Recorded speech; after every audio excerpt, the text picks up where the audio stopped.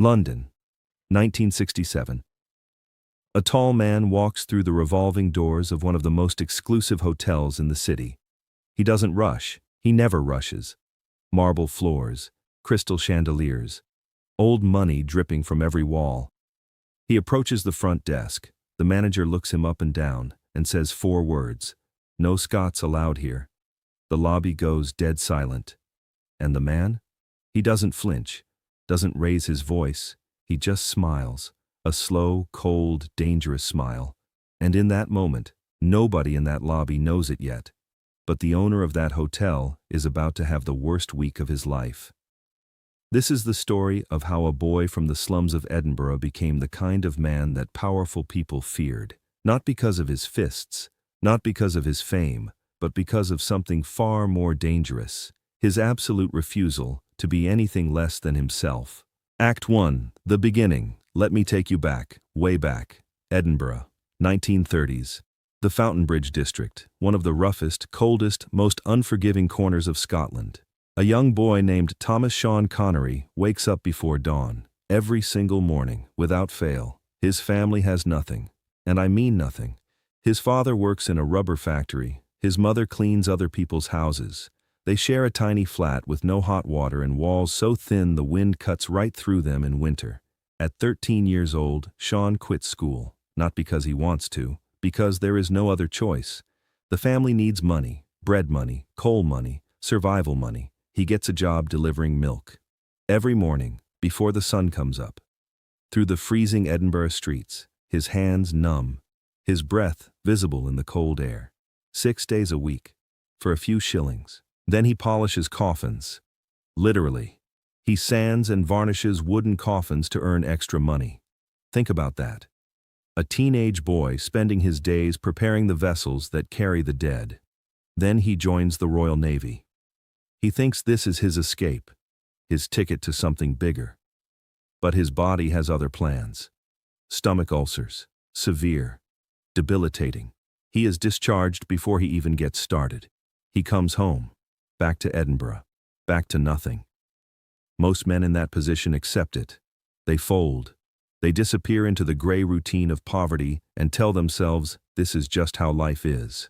Sean Connery is not most men. Act 2, The Pivot, 1950. He is 20 years old and his body has changed. The boy who delivered milk has become something else, something powerful.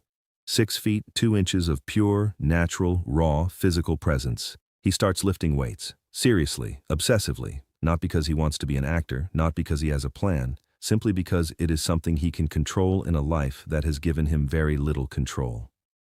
1953. He enters the Mr. Universe competition in London. He doesn't win. He finishes 3rd. But that is not the point. The point is what happens backstage. A man approaches him, a casting agent. He has been watching the competitors all evening. And of his entire room of sculpted, polished, rehearsed men, his eyes keep coming back to the Scottish kid in the corner. Not because of his physique. Every man in that room has a great physique, because of the way he moves. There is something animal about it, something uncoached, something that cannot be manufactured. The agent says there is a production of South Pacific running in London's West End. They need tall men who can move well. Sean thinks about it for exactly 1 second. He says yes. Act 3, The Education. The theater teaches him everything. He is raw, rough. His Edinburgh accent is thick as stone. The other actors have trained for years at prestigious schools. They speak in perfect received pronunciation. They move with studied grace. And here is this former milkman with calloused hands and a voice that sounds like it was forged in a shipyard. The directors notice him, not always kindly. But he watches, he listens, he absorbs everything. He studies the craft with the same relentless discipline he once used to survive the freezing Edinburgh mornings. He reads constantly. Shakespeare, Ibsen, Chekhov. The man who left school at 13 is now one of the most voracious readers in the company. He teaches himself, alone, in cheap rented rooms, with second-hand books and sheer, stubborn will. And slowly, very slowly, something starts to happen. The rough edges don't disappear. They transform. They become something intentional, something that no amount of drama school training can replicate. Authenticity, the real thing, undeniable and unbreakable. And here is something nobody talks about enough. During those theater years, Sean Connery is not celebrated. He is not the star. He is the unknown Scotsman in the back row learning his lines in a borrowed coat. But every single night, after the curtain falls, he stays. He watches the more experienced actors. He asks questions nobody else thinks to ask. Not about fame, not about money, about craft, about presence, about how a man fills a stage without moving a single step. He is building something, quietly, without an audience. That is what the slums teach you that no school ever can. How to work without applause. Act 4. The Audition. London, 1961. The producers of a new spy film are searching for their lead. The character is James Bond, Agent 007, the role of a lifetime. Every polished, well-connected, well-dressed actor in Britain wants it.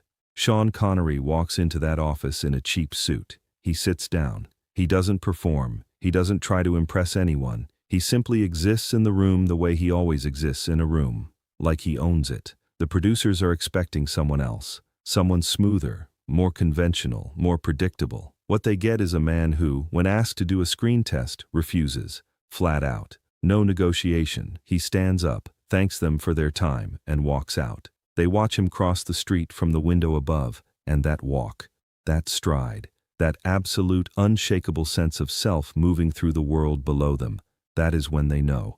That is the moment everything changes. Act 5. The Hotel Back to London, 1967. Dr. No has already made him a global phenomenon. Goldfinger has turned him into a god. Sean Connery is now one of the most recognizable faces on the planet. But he does not forget where he came from. Not for a single day. He travels, simply. He values privacy above everything. He does not need the world to confirm what he already knows about himself. He walks into that hotel, a hotel he has visited before, without incident, on previous trips to the city, and he meets the new manager, a small, officious man who has been given a small amount of authority and has mistaken it for actual power. The manager looks at him and says those words, "No Scots allowed here, now." Here is the thing about Sean Connery. He does not explode. He does not threaten. He does not make a scene. He simply says nothing. He turns around.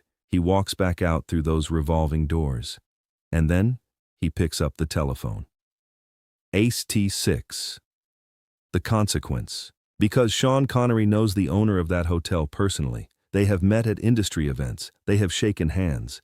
The owner has in fact expressed admiration for Connery publicly on more than one occasion. The call is brief, factual, no drama, no embellishment, just the facts, delivered in that quiet, precise Edinburgh voice. What happens next moves at extraordinary speed. The owner arrives at the hotel within the hour. The manager is summoned. The conversation that follows is not a pleasant one. By the end of that afternoon, a formal letter of apology is drafted.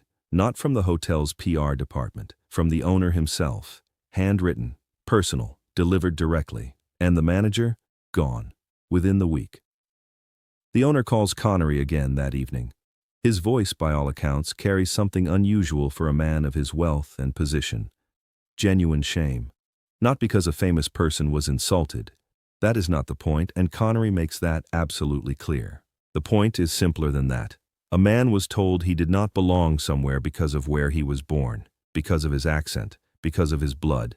And that, to Sean Connery, is the only thing in the world worth fighting about. Act 7. The Pattern. This was not a one-time event. Throughout his entire career, Sean Connery encounters this again and again. The assumption that a man from Fountainbridge should be grateful, should know his place, should be thankful that the world of wealth and glamour has allowed him through the door. And every single time, his response is the same, calm, direct, immovable. He never changes his accent, not once, not even at the height of his fame when studios quietly suggest it might help his career in America. He refuses immediately, no discussion. He never pretends to be something other than what he is. The son of a factory worker and a cleaning woman, a boy who delivered milk at dawn and polished coffins for pennies. That is not a source of shame to him. That is the source of everything. The toughness, the patience, the absolute refusal to be rattled by people who confuse their bank accounts with their worth. There is a story from a film set in the early 1970s. A young American producer, freshly arrived in London, makes a comment about Connery's Scottish roots. Means it as a joke, light, throwaway. Connery looks at him for a long moment, then turns back to the camera. No anger, no retaliation, just a wall of absolute indifference. The producer reportedly never made that kind of joke again. Not to anyone. Not ever.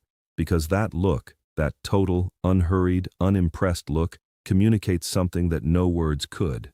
Some men are not available for that conversation. Sean Connery was one of them. Act 8. The Later Years, 1988, The Untouchables. Sean Connery wins the Academy Award for Best Supporting Actor. He is 57 years old, and somehow, impossibly, more magnetic than ever. He walks to that stage and accepts that Oscar with the same energy he has always carried. No performance of gratitude, no manufactured emotion, just a man who did the work, and the work spoke. 1999. People magazine names him the sexiest man of the century. He is 69 years old. Think about that number for a moment. 69 years old. And the world looks at this man and sees something that no amount of youth or money can manufacture. They see a man who never once asked for their approval. That, it turns out, is the most attractive thing a human being can be. He retires quietly, moves to the Bahamas, lives on his own terms, simply, without performance. October 31st, 2020. Sean Connery passes away peacefully in his sleep. He is 90 years old. The tributes pour in from every corner of the world. But the ones that matter most come from the people you might not expect. The crew members, the small-town theater directors, the young actors he quietly mentored over the decades, the people who never made the news, because that is who he really was. Not the tuxedo, not the Aston Martin, not the iconic line. A boy from Fountainbridge who decided, at some point in his hardest years, that no amount of poverty or rejection or condescension was going to make him into someone smaller than he actually was. The lesson. The hotel manager said, "No Scots allowed." The owner ended up begging for forgiveness, and Sean Connery never raised his voice, never lost his composure, never needed to. That is the lesson. Real power is not loud. Real power does not need to announce itself. Real power is simply the product of knowing exactly who you are and refusing, at every turn, in every room, at every price, to pretend otherwise. Build your frame. Hold your ground. Do the work in silence. The rest takes care of itself. Class is permanent. Grit is forever.